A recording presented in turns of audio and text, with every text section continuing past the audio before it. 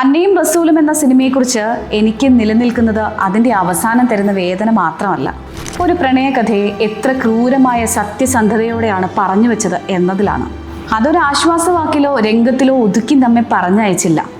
നമ്മൾ എന്നും ശീലിച്ചത് നമ്മുടെ ചോദ്യങ്ങൾക്ക് ഉത്തരങ്ങൾ നൽകുന്ന സിനിമകളോടാണ്. ഈ സിനിമ അത് പൂർണ്ണമായും നിരസിച്ചു. പകരം നമുക്ക് കൂടുതൽ കഠിനമായ ഒന്ന് സമ്മാനിച്ചു.